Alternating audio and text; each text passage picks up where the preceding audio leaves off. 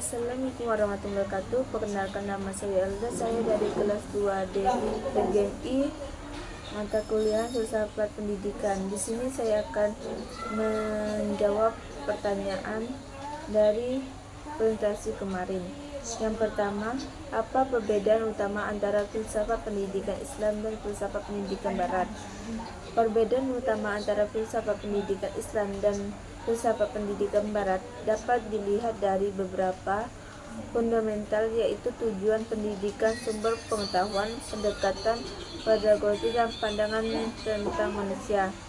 Tujuan pendidikan filsafat pendidikan Islam bertujuan untuk membantu individu yang memiliki keseimbangan antara pengetahuan individual dan spiritual, dengan menekankan pengembangan karakter yang berdasarkan pada nilai-nilai Islam.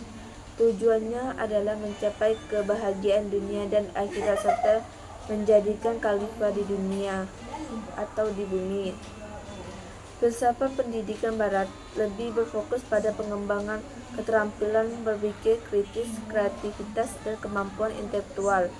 Tujuan utamanya seringkali adalah mencapai kesuksesan pribadi dan profesional dalam kehidupan sekuler.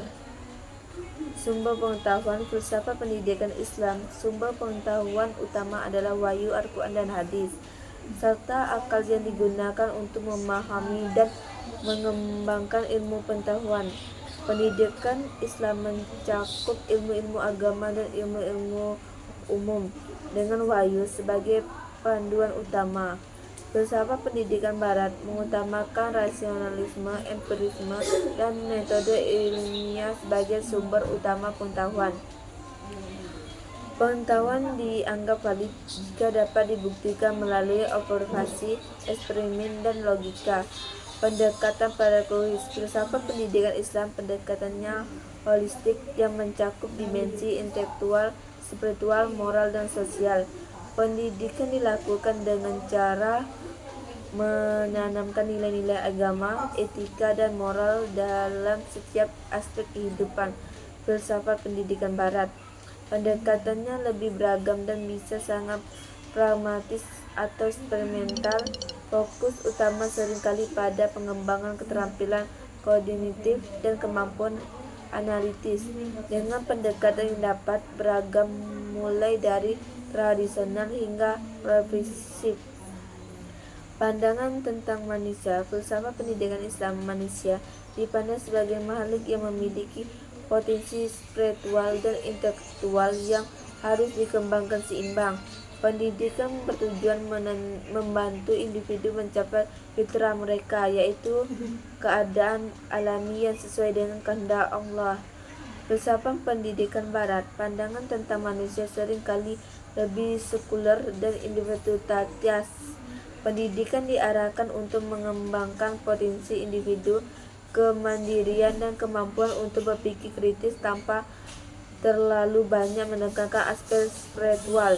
Meskipun ada perbedaan semiotika dan juga potensi interpretasi dan dialog antara kedua filsafat ini, terutama dalam konteks dunia yang semakin global dan saling terkait.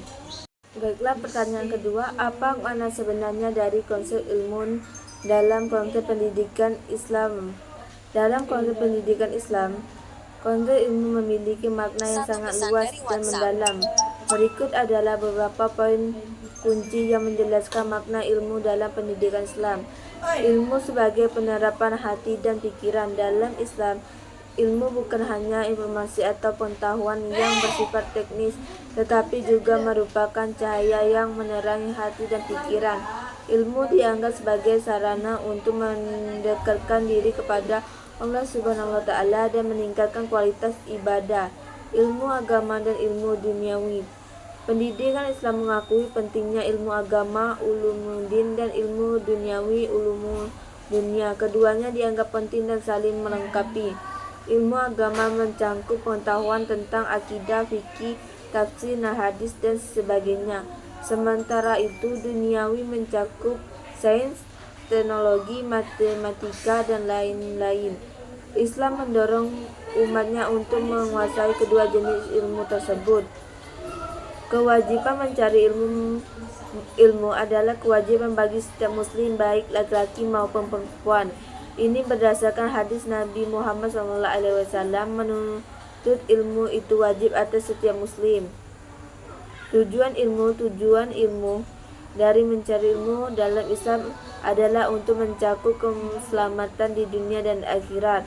Harus digunakan untuk meningkatkan kesejahteraan manusia dan mendekatkan diri kepada Allah Subhanahu wa taala. Adab dalam menuntut ilmu, ada etika atau adab tertentu yang harus diikuti dalam menuntut ilmu, seperti menghormati guru, bersikap jujur, dan menggunakan ilmu untuk kebaikan. Adab ini dianggap penting untuk memperoleh berkah dari ilmu yang didapat. Ilmu sebagai jalan untuk kebijaksanaan dalam Islam. Ilmu tidak hanya bertujuan untuk mengumpulkan informasi, tetapi juga untuk mencapai hikmah kebijaksanaan. Ini melibatkan pemahaman yang mendalam dan pengetahuan dalam kehidupan sehari. Sekian dari jawaban dari saya ucapkan waalaikumsalam warahmatullahi wabarakatuh.